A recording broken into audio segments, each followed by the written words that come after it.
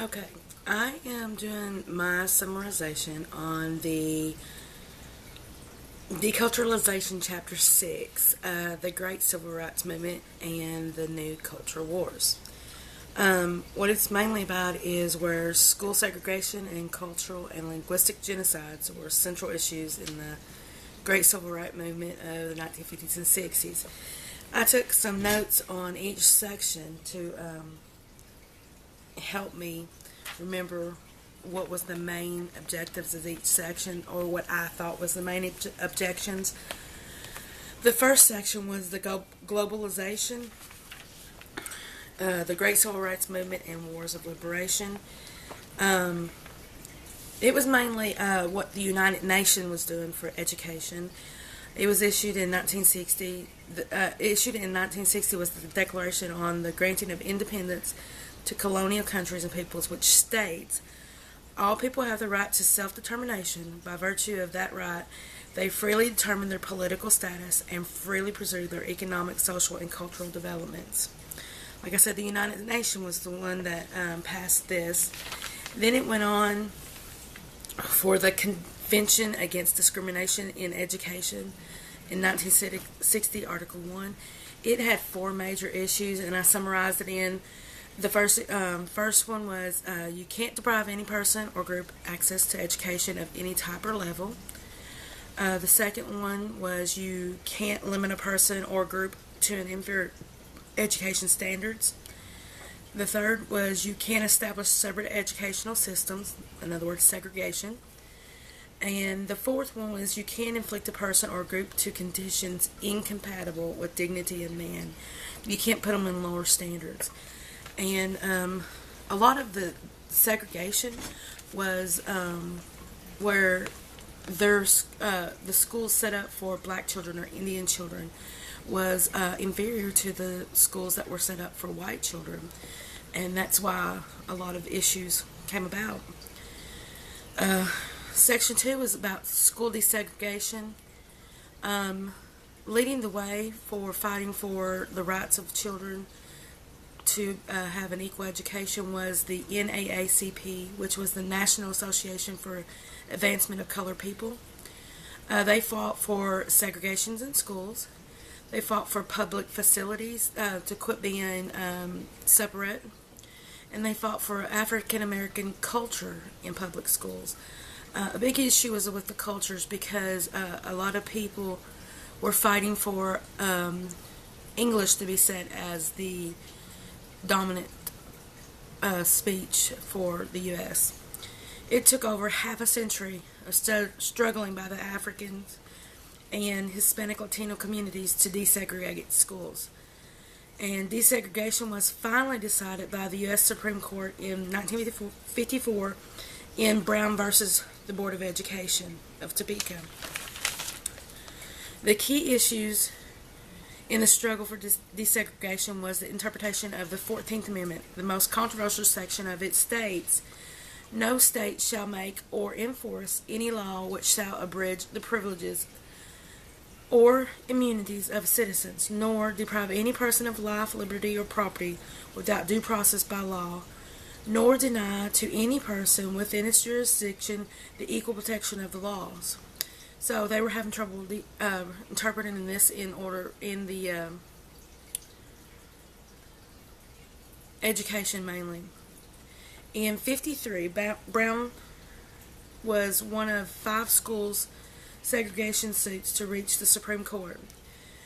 In it, Brown's daughter was denied the right to attend the white elementary school within 5 blocks of her home, and she was forced to cross railroad tracks and travel 21 blocks to attend an all-black school.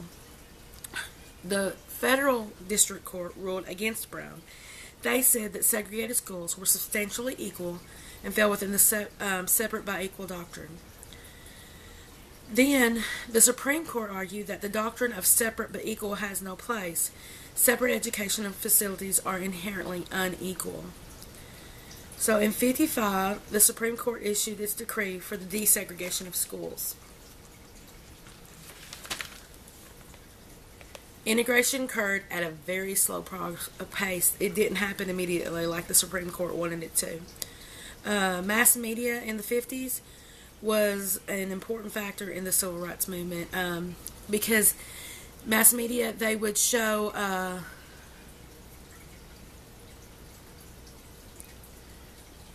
marches again, marches by groups, nonviolent marches, protests, and it would go nationwide instead of just local, and everyone would get to see what was going on instead of it being hidden. Then Reverend Martin Luther King Jr. He was a major organization in the civil rights movement was CORE. It had two basic doctrines. One was the commitment to racial integration, and the second part was the use of Christian nonviolent techniques. These were the protests and pickets and all that they televised to show that they weren't getting treated fairly. Martin Luther King was born in 1921 in Atlanta, Georgia, and he was influenced by his reading of Henry David Thoreau's essay on civil disobedience. King was convinced that nonviolent resistance was the method open to oppressed people in their struggle for freedom. The incident that launched King's civil rights activities happened on December 1st, 1955 with Rosa Parks. When the bus driver, Rosa Parks, got on after working all day, and she sat one seat behind the section that was dedicated to whites. And when the bus driver had more white people get on, he ordered Rosa to give her seat to a white person to stand. And she refused and got arrested.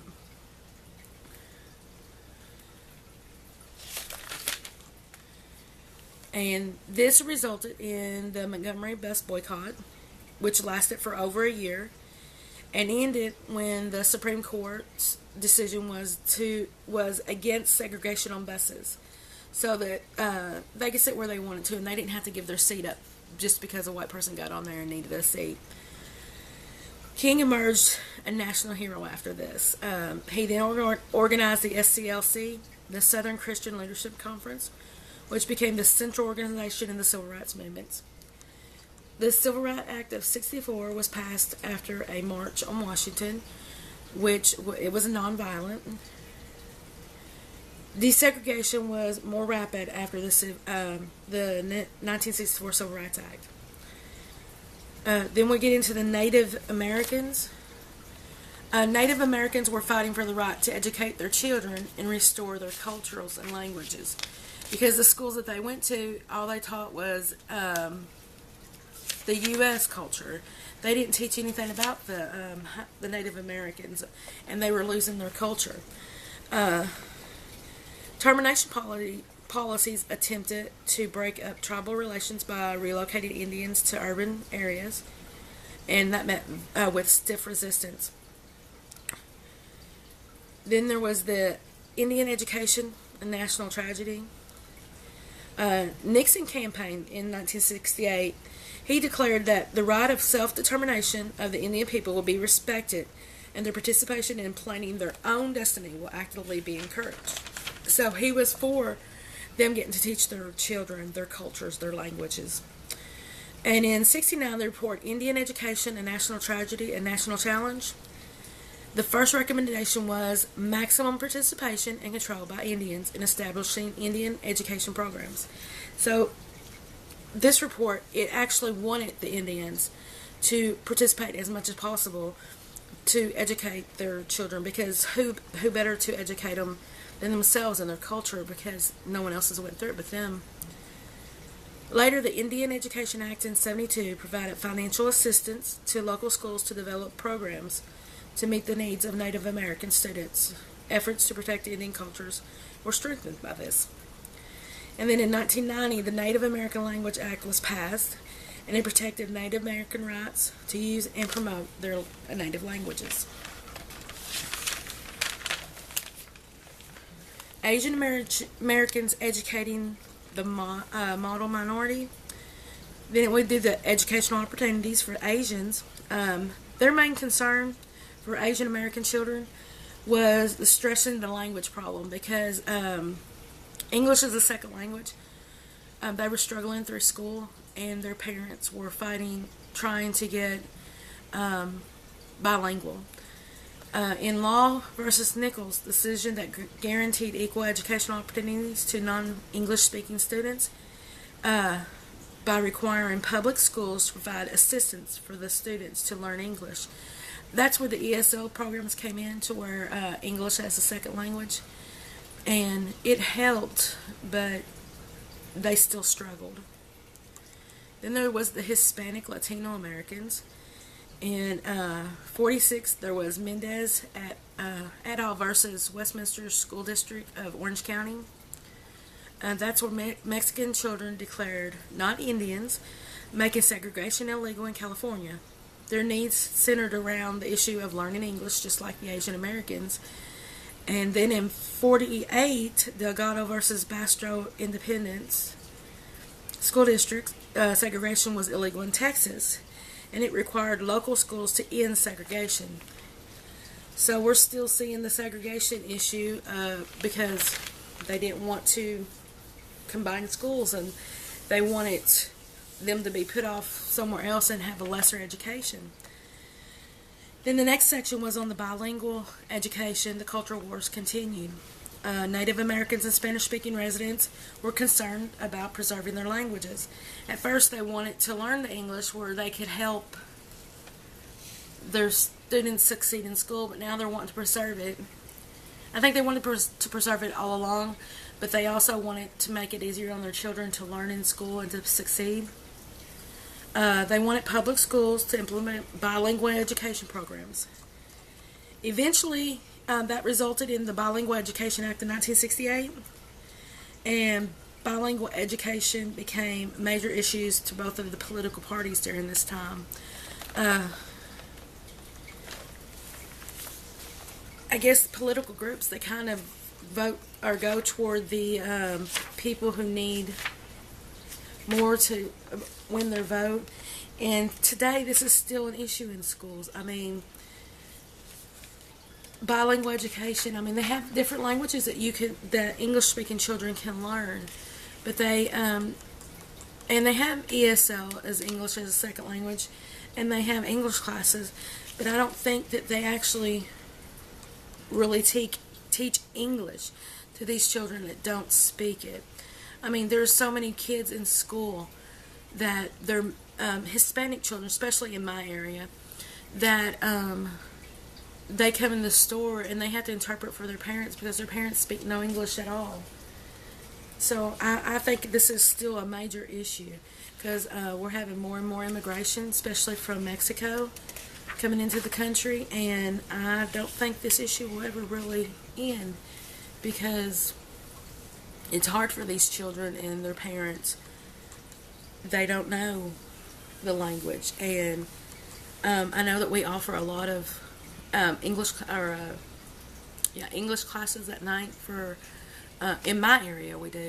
We offer English classes for those who don't speak English, and they're free, but a lot of them don't get it. They don't know that. They don't know how to get help, and I don't think that this issue is ever going to end with as much immigration as you have. But that's the conclusion of Chapter 6. And it was very interesting, the Civil Rights Movement. There was a lot of stuff in here I didn't know. And I enjoyed reading it. And I hope you enjoyed my summary. Thank you.